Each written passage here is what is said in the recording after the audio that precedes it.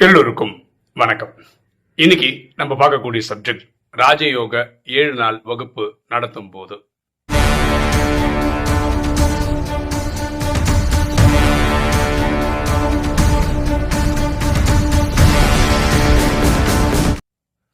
சில தினங்களுக்கு முன்னாடி நம்ம ஒரு வீடியோ போட்டிருந்தோம். ராஜயோகம் கத்துக்கிறதுக்கு உங்களுக்கு தடையா எது இருக்கு அப்படின்னு போட்டிருந்தோம்.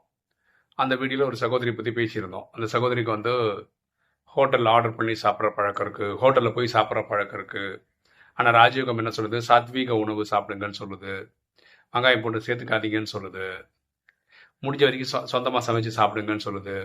இப்படிலாம் அதனாலே இவங்களுக்கு ஒரு 4 வருஷமாக ஆன்லைனில் கற்றுக்கிட்டா கூட சென்டருக்கு போய் இந்த ராஜயோகம் ப்ராக்டிஸ் பண்ணுறதுக்கு அவங்களுக்கு ஒரு தடையாகவே இருந்தது. அப்போ அந்த வீடியோவில் நம்ம என்ன சொன்னோம்னா, நீங்கள் ஃபஸ்ட்டு இறைவன் அனுபவம் பண்ணுங்கள், இறைவன்கிட்ட சேலஞ்ச் பண்ணுங்கள், உங்களால் முடிஞ்சால் நிறுத்திக்கங்கன்னு சொல்லுங்கள், ஆனால் 7 days கோர்ஸ் கற்றுக்கங்க அப்படின்னு சொல்லியிருந்தோம். அதுக்கு ஒரு கேள்வி கேட்கப்பட்டது. என்ன கேள்வி கேட்டாங்கன்னா, இந்த ராஜயோகா 7 days கோர்ஸில் கடைசியில் பில்லர்ஸ் ஆஃப் ராஜயோகா அப்படின்னு ஒரு பாடம் வருது. அதில் நம்ம என்னென்னலாம் பண்ணணும், அது ரூல்ஸ் அண்ட் ரெகுலேஷன் ஸ்ரீமத் சொல்கிறாங்க. அதில் என்ன சொல்கிறாங்கன்னா, ஒன்று சாத்விக உணவு சாப்பிடுங்க அப்படின்னு சொல்கிறாங்க, செலிபஸை ஃபாலோ பண்ணுங்கன்னு சொல்கிறாங்க. இது எப்போ எடுக்கிறோமோ, அந்த 7 நாளுக்கு வர சொல்லும்போது 7 நாளுக்கு வந்துடுறாங்க இல்லையா, கடைசியாக இதெல்லாம் இந்த ஸ்ரீமத்தெல்லாம் சொல்லும்போது இது நமக்கு சரிப்பட்டு வராதுப்பா அப்படின்னு நிறைய பேர் வர்றது கிடையாது. அப்போது 7 days கோர்ஸ் நம்ம எப்படி கம்ப்ளீட் பண்ணுறது? 7 days கோர்ஸ் சொல்லும்போது இந்த பில்லர்ஸ் ஆஃப் ராஜயோகா சொல்ல வேண்டியிருக்கு, அங்கே இந்த விஷயங்கள்லாம் சொல்ல வேண்டியிருக்கு. இதை கேட்டதுக்கப்புறம் அடுத்த நாள்லேருந்து யாரும் வர்றதே கிடையாது. அதுக்கிட்ட 7 days கோர்ஸ் முடியுது, கடைசி நாளில் இதுவும் சொல்கிறோம், டாட்டா பைபைன்னு சொல்லிட்டு அவங்க போயிடுறாங்க. இதை நம்ம எப்படி ஹேண்டில் பண்ணுறது அப்படின்னு ஒரு ஆத்மா கேள்வி கேட்டிருக்காரு. அவருக்கு தான் இந்த வீடியோவில் பதில் சொல்ல ட்ரை பண்ணுறோம். பரமாத்மா ராஜயோகத்தில் ஒரு விஷயம் சொல்லிகிட்டே இருப்பார் அடிக்கடி. நீங்கள் யாருக்கு ராஜயோக நாலேஜ் எடுத்தால் கூட ஃபஸ்ட்டு நீங்கள் என்ன பண்ணணும்னா, அவர் யார் அப்படின்னு அவர் நல்லா ஸ்டடி பண்ணணும். அதுக்கு நீங்கள் அவரை பேச விடணும். நீங்கள் யார், என்ன பண்ணுறீங்க, என்ன வேலை பண்ணுறீங்க, என்ன வயசு, திருமணமானவரா, திருமணம் ஆகாதவரா, படிக்கிறவரா, வேலைக்கு போகிறவரா, இந்த மாதிரி ஸ்டாட்டிஸ்டிக்ஸ்லாம் நீங்கள் ஸ்டடி பண்ணிடணும்.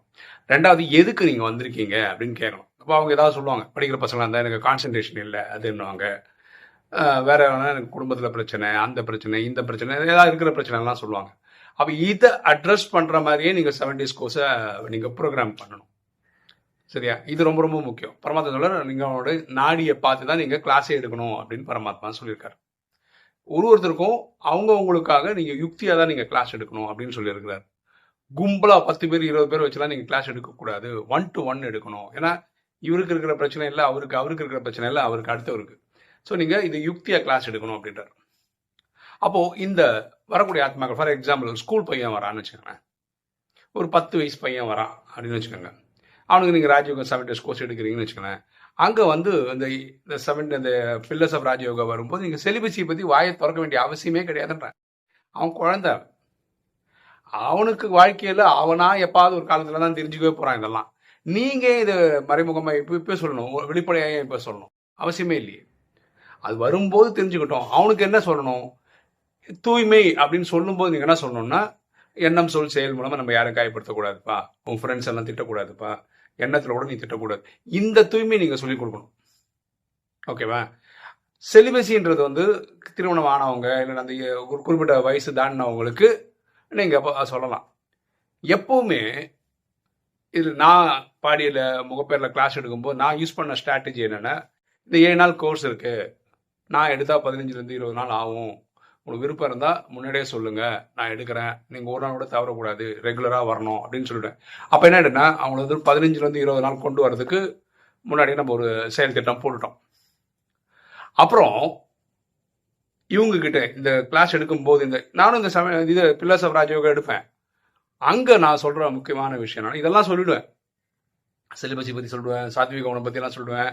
ஆனால் முடிக்கும் போது எப்படி முடிப்பேன்னா, இங்கே ரொம்ப ரொம்ப ரொம்ப ரொம்ப முக்கியமான விஷயம், நம்ம 63 ஜென்மமாக பக்தி எடுத்ததுனால தான் நம்ம ராஜயோகம் கற்றுக்கிற மாதிரி வாய்ப்பு நமக்கு ட்ராமாவில் நடந்திருக்கிறது. அதனால் இதை சொல்லி கொடுக்கறது சாட்சாத் இறைவன்றதை நம்ம அனுபவம் பண்ணணும். எனக்கு அனுபவம் இருக்கிறதுனால தான் நான் 15 வருஷமாக ப்ராக்டிஸ் பண்ணிகிட்ருக்கேன், 9 வருஷமாக சோஷியல் மீடியாவில் இருக்கேன். நீங்கள் அனுபவம் பண்ணாதான் உங்களுக்கு அனுபவம் வரும். அதுக்கு ஒரு 2 மாதம் டைம் எடுத்துக்கோங்க. இந்த 2 மாதத்தில் நீங்கள் முயற்சி எடுத்து இந்த இறைவனை அனுபவம் பண்ண முடியுதான்னு பாருங்கள். இந்த அதீந்திரிய சுகம் உங்களுக்கு அனுபவம் ஆகுதான் பாருங்கள். அதீந்திரிய சுகம்ன்றது ஆத்மா அடையக்கூடிய ஒரு பரவச நிலை. அது கிடைச்சிச்சுன்னா உங்களுக்கு உலகத்துல வேற எதுவுமே ஆசையே இருக்காது, உங்களுக்கு வேற எதுவும் தேவையே படாது. அதுக்கப்புறம் பாத்தீங்கன்னா இந்த உணவு பழக்கங்கள், இந்த செலிபசி இதெல்லாம் சர்வசாதாரணமா உங்களுக்கு பின்னாடியே வந்துடும். அது ஒரு பெரிய சேலஞ்சாவே இருக்காது அப்படின்னு சொல்றோம். பாருங்களேன், ஊதாரியா சுத்திட்டு இருக்க ஒரு பையனை பிடிச்சி அவங்க வீட்டில் இருக்கவங்க கல்யாணம் பண்ணி வச்சிட்டான்னு வச்சுக்கலாம். அதுக்கப்புறம் பொறுப்பானவனா நிறைய பேர் மாறி இருக்காங்க. எப்படி முடியுது? அந்த பொண்டாட்டி வந்தோடனே மாறுது இல்லை. அவன் லவ் பண்ண உடனே லவ்வருக்காக அவன் என்னமோ தியாகம் பண்றானா இல்லையா? அதே மாதிரி இந்த இறைவன் மேல ஒரு லவ் வந்துருச்சுன்னு வச்சுக்கோங்களேன், அந்த லவ் அவனை என்னென்னமோ பண்ண வைக்கும். அவன் 15 வருஷமா கன்சிஸ்டண்டா டெய்லி பண்றது என்ன காரணம்? அந்த இறைவன் மேல இருக்கிற அன்பு தானே. டெய்லி எப்படி வீடியோட வரும்.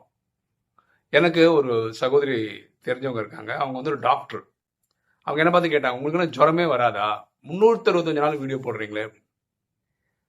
நான் சொன்னேன், அந்த மாதிரி நான் சிந்திச்சதே கிடையாது, உடல்நிலை சரியில்லை அப்படின்னு ஒரு சிந்திச்சதே கிடையாது. அது மாதிரி இந்த இருமல் இதெல்லாம் வந்து பேச முடியாமலாம் வரும் இல்லையா. எனக்கு இந்த மேல இருக்க 5 பல்லு ஆர்டிஃபிஷியல் பல்லு தான். இந்த 9 வருஷத்துக்கு இடையில இந்த பல்லெல்லாம் எடுத்து மாட்டியிருக்கேன். ஒரு வீடியோல உங்களால் கண்டுபிடிச்சிருக்கவே முடியாது. ஏன்? அதுக்கேற்ற மாதிரி ஒரு தம்பி இருக்கான், அவன் பல் செட் பண்ணி டென்டிஸ்ட், அவன் தான் நமக்கு பண்றான். அவன் என்ன ரெடி பண்ணி கொடுத்துருக்கான். ஒரு நாள் இங்க கடைசியில் ஒரு பல்லு விழுந்துச்சு, இடையில இருக்க பல்லு இல்லை. பேசும்போது ராமேஸ்வரம் அப்படின்னு சொன்னா ராமேஷ், அது வேற மாதிரி கேட்கும் உங்களுக்கு கேட்கும்போது. வெறும் பஞ்சு எல்லாம் வச்சு பேசியிருக்கேன் அன்னைக்கு. ஓகேவா? இந்த மாதிரி தடங்கள் நிறைய வருங்க. அதெல்லாம் மீறி நம்ம பண்ணுவோம் சேவையெல்லாம். இப்போ பார்த்தீங்கன்னா எல்லா பல்லும் இருக்கு. எனக்கு என்ன தெரியலடா, எது இந்த ஒரிஜினல் எது டூப்ளிகேட்னே தெரியல. அந்த அளவுக்கு செட் பண்ணியிருக்கான். பொதுவாக அடுத்தவங்க பல்லு வச்சாங்கன்னா தெரிஞ்சிடும் இது ஆர்டிஃபிஷியல் பல்லு வச்சிருக்காங்க. நம்மளதெல்லாம் அப்படி கண்டுபிடிக்க முடியாது. எனக்கே என்னோட ஒரிஜினல் பல்லு எதுவும் கண்டுபிடிக்க முடியாது. ஏன்னா மறந்துச்சு, எந்த பல்லு வச்சேன் எந்த பல்லு எடுத்தேனே தெரியல. எனக்கு தெரிஞ்சு ஒரு 8 பல்லு நினைக்கிறேன். 5 பல்லு போச்சு. பக்கத்தில் இந்த பக்கத்தில் எல்லாம் பல்ல வந்து ஷேப் பண்ணாங்க, அதை பண்ணாங்க இதை பண்ணாங்கன்னு சொல்லிட்டு ஒரு 8 பல்லு மேலே அவங்க கை வச்சிருக்காங்க. 32 பல்ல. ஓகே, நம்ம பண்ண முடியுது சேவை. இது காரணம் என்ன? இறைவன் மேல இருக்கிற அன்பு. இறைவன் மேல அந்த அதெல்லாம் கிடைக்கும் போது நான் ஆகஸ்ட்ல வந்தா கூட நான் பிப்ரவரியில தான் சிவராத்திரி அன்னைக்கு தான் அந்த நான்வெஜ்ஜை விட்டேன். புரியுதுங்களா? நான் என்ன சொன்ன, பரமாத்மா முன்னால முடிஞ்சா நிறுத்து, நீ தானே அப்பான்றா, நீ தானே இதுன்ற, எனக்கு தான் சக்தி இல்லை, உனக்கு இருக்குல்ல, நீ மாத்தினாரு இன்னைக்கு வரைக்கும் நம்ம சாப்பிடாம இருக்கோம்ல. ஸோ நீங்க 7 days கோர்ஸ் எடுக்கும் போது யுக்தியா கிளாஸ் எடுங்க. அதனால நான் ஃபர்ஸ்ட் கிளாஸ் எடுக்கும் போது 15-20 நாள் சொன்னதுனால 7 days கோர்ஸ்க்கே 15-20 நாள் வருவாங்க. அதுக்கப்புறம் 2 மாசம் ட்ரை பண்ணி பார்க்க சொன்னதுனால 2 மாசம் ட்ரை பண்ணுவாங்க. அதுக்கப்புறம் அவங்களுக்கு அந்த இறைவனோட டச் வந்ததுன்னா அவங்க உலகத்துல எந்த மூலிகை போனாலும் அவங்க ராஜயோகம் ப்ராக்டிஸ் பண்ணுவாங்க. ஓகேவா? ஸோ இந்த 7 days கோர்ஸ்ல இந்த பில்லர்ஸ் ஆஃப் ராஜயோகான்னு அந்த பாடம் எடுக்கும்போது நம்ம எடுக்க தான் செய்யணும். அதை வந்து யுக்தியா ப்ரெசென்ட் பண்ணணும். சின்ன குழந்தைங்கலாம் வந்தாங்கன்னா நீங்க செலிபசி பக்கமே போவானா, சொல்லவே வேணும். தூய்மைன்னு சொல்லிடுங்க. அந்த தூய்மைன்றது வந்து எண்ணம் சொல் செயல்படும், தூய்மையாயிருங்கன்னு சொல்லிட்டு போயிடுங்க. புரியுதுங்களா? அந்த செலிபசி நீங்க அங்க குழந்தைங்களுக்கு சொல்லி தர வேண்டிய அவசியம் கிடையாது. பெரியவங்களுக்கு சொல்லுங்க. இந்த ஒரு பிறவிக்காக மட்டும்தான் இறைவன் அப்படி சொல்றாரு. ஏன்னா உங்களுக்கு 63 ஜென்ம குப்பை இருக்குது எரிக்கிறதுக்கு. இப்போ உங்களுக்கு வந்து புதுசா நீங்க திருமணம் பண்ணிக்க போறீங்கன்னா மனைவின்னு ஒருத்தவங்க வருவாங்க. நீங்க உங்க பாதி டைம் அவங்களுக்கு செலவு பண்ண வேண்டி வரும், மாற்று கருத்தே கிடையாது. ஒருவேளை குழந்தை பிறந்தா குழந்தைக்காக நீங்க டைம் ஸ்பெண்ட், இப்போ இருக்கிற டைமை நீங்க டிவைட் பண்ணி கொடுத்துட்டே இருந்தீங்கன்னா நீங்க இறைவனை எப்ப நினைவு பண்ணீங்க, எப்ப பாஸ் ஆவீங்க? இதனால சொல்லப்படுது. நீங்க கல்யாணமும் பண்ணிப்பேன் குழந்தையும் பத்துப்பா இறைவனை நினைவு பண்ணீங்கன்னா அது உங்களோட பாடு, நீங்க முடிவு பண்ணா பண்ணிக்கோங்க, அது உங்க சாய்ஸ், யாரும் தடுக்கல அப்படின்னு சொல்லிடும். நம்ம என்ன சொல்றோம், திருமணம் பண்றதா தான் பண்ணிக்கோ, குழந்தை பெற்றுக்கதான் பெற்றுக்கோ, ஆனா இறைவனை மட்டும் கை விட்டுறாது. ஏன்னா வேற யாருக்குமே இது கிடைக்கிறது இல்லை. இந்த ராஜயோகம் நாலேஜ் 63 ஜென்ம பக்தி பண்ணாதான் கிடைக்கும். உனக்கு கிடைச்சிருக்கு, நீ பண்ணிருக்கா தானே வந்திருக்க, வந்துட்டு திரும்பி வீட்டுக்கா போவ. அதனால இதை ட்ரை பண்ணி பாருங்க அப்படின்னு சொல்றோம். இது யுக்தியா நீங்க பிரசன்ட் பண்ணும். ஓகே, ஒரு அனுபவம். ஒரு தம்பி சாட் ஜிபிடியில் ராஜயோகத்தில் இவ்வளோ வருஷம் ப்ராக்டிஸ் பண்ணால் சத்தியுகத்தில் எவ்வளோ பிறவி கிடைக்கும் அப்படின்னு அவர் டெஸ்ட் பண்ணியிருக்காரு. அவர் யாரை வச்சு டெஸ்ட் பண்ணியிருக்காரு? என்னை வச்சு டெஸ்ட் பண்ணியிருக்காரு. அவர் வந்து எனக்கு தெரிஞ்ச ஒரு பிகே இருக்கிறார். அவர் 15 வருஷமாக ராஜயோகம் ப்ராக்டிஸ் பண்ணுறாரு. ராஜயோகம் சொல்லக்கூடிய இந்த 4 விஷயங்களை பண்ணுறாரு. அமிர்த வேலை, வாணி பிடிக்கிறது, ஸ்ரீமத் ஃபாலோ பண்ண, சேவை பண்ணுறாரு. யூடியூப்ல ரொம்ப வருஷமாக ராஜயோகத்தை அவருக்கு தெரிஞ்சதை உலகத்துக்கு சொல்லி கொடுத்துட்ருக்காரு. இவர் சத்தியுகத்தில் எத்தனை பிறவி எடுப்பார் அப்படின்னு கேள்வி கேட்டிருக்காங்க. உடனே சாட் ஜிபிடி 4-5 கேள்வி கேட்டிருக்கு. இதை பற்றி சொல்லு, அதை பற்றி, அதை கேள்வி மேலே கேள்வி கேட்டுட்டு கடைசி அது என்ன சொல்லியிருக்கு, அதாவது சாஃப்ட்வேர் சொன்னது. ஓகேவா? இவர் வந்து 79 81 பிறவிகள் அதிகமாக எடுப்பார். இவர் வந்து பணக்கார பிரஜையா வருவார், இல்லைன்னா ராஜ குடும்பத்தில் ஒருத்தராக வருவார். இவர் வந்து மேலும் முயற்சி எடுக்க எடுக்க இவர் வந்து அதிகமான பிரிவுகள் எடுக்கிறதுக்கு வாய்ப்பு இருக்குது. இப்படியெல்லாம் சாட் ஜிபிடி சொன்னதா ஒரு ரிப்போர்ட்டே எனக்கு அனுப்பிச்சார். எனக்கு ஆச்சரியமாக இருக்குது. சாட் ஜிபிடி எது தான் சொல்ல மாட்டேருந்து, எல்லாமே கண்டுபிடிக்குது, எல்லாமே சொல்லுது. ஓகே, இதில் என்ன பியூட்டினா நம்ம கொடுக்குற டேட்டா வச்சு அது என்ன அனுமானம் பண்ணுதோ அதை வச்சு எக்ஸ்பிளைன் பண்ணுது. நமக்கு மீட்டர் போட போகிறது இறைவன் தான் வச்சுக்கோங்களேன். ஆனால் இப்படியும் அதை கண்டுபிடிக்குதுன்றது இருக்குது. இப்போ பிரம்மகுமாரிஸில் பார்த்தீங்கன்னா நீங்கள் இந்த நாலேஜுக்குள்ளே வந்து சில வருடங்கள் ஆயிடுச்சு, ஒரு 10 வருஷம் ஆயிடுச்சுன்னு வச்சுக்கோங்களேன். ஒரு நிகழ்ச்சி நடத்துவாங்க. 10 வருஷம் ஆனவங்களுக்கு வந்து லட்சுமி நாராயண மாதிரி கிரீடம்லாம் வச்சு அழகு பார்ப்பாங்க. அது 15 வருஷத்துக்கு பண்ணுவாங்க, 20 வருஷத்துக்கு பண்ணுவாங்க, 25 வருஷத்துக்கு பண்ணுவாங்க. இது பண்ணுவாங்க. ஓகேவா? எனக்கு ஆக்சுவலாக அதிலெல்லாம் உடன்பாடு கிடையாது. நான் 15 வருஷம் முடிச்சிருக்கேன். அதனால் நான் எந்த இடத்துக்கும் போனது கிடையாது. இந்த மாதிரி பாராட்டு சீராட்டு அதெல்லாம் எனக்கு இன்ட்ரெஸ்டே கிடையாது. ஆனால் இந்த தம்பி அனுப்பிச்ச உடனே பார்த்தேன், என்னடா இப்படிலாம், நான் என்னடா என்ன வச்சு ஏன்டா இப்படிலாம் பண்ணேன். அவன் அந்த தம்பி வந்து கொஞ்சம் வருஷம் தான் ஆகுது. அதனால் அவன் அவனை வச்சு பார்க்கல, எந்த வச்சு பார்த்தான். ஸோ அவங்களுக்கு தனிப்பட்ட விருப்பம் இருந்ததுன்னா சும்மா ட்ரை பண்ணி பாருங்க. இது ஒரு என்ன சொல்கிறது, நம்ம இந்த இந்த ரக்ஷா பந்தன் இதெல்லாம் பண்ணும்போது ஒரு கார்டு ஒன்று கொடுப்பாங்க.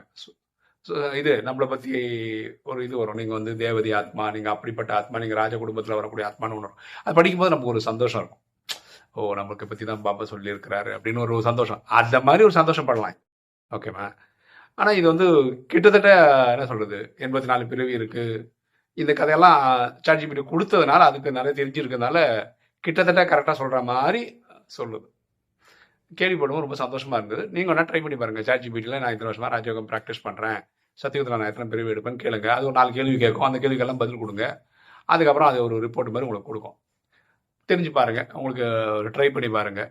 ஒருவேளை நீங்கள் எடுத்தீங்க, உங்களுக்கு எதாவது ரிசல்ட் வந்தது, நம்ம கூட ஷேர் பண்ணலாம்னு தோணுச்சுன்னா கமெண்ட் செக்ஷனில் போடுங்க, நம்ம தெரிஞ்சுக்கலாம். இல்லை பப்ளிக்காக சொல்ல விருப்பப்படலைன்னா பர்சனலாக எனக்கு வாட்ஸ்அப்பில் அனுப்ப முடியும் அப்படின்னு உங்களுக்கு தோணுச்சுன்னா அனுப்புங்க, தெரிஞ்சுக்கலாம், சந்தோஷப்படலாம். ஓகே, இன்னைக்கு வீடியோ உங்களுக்கு பிடிச்சுன்னு நினைக்கிறேன். பிடிச்சா லைக் பண்ணுங்கள், சப்ஸ்கிரைப் பண்ணுங்கள், ஃப்ரெண்ட்ஸ் சொல்லுங்கள், ஷேர் பண்ணுங்கள், கமெண்ட்ஸ் போடுங்க. தேங்க்யூ.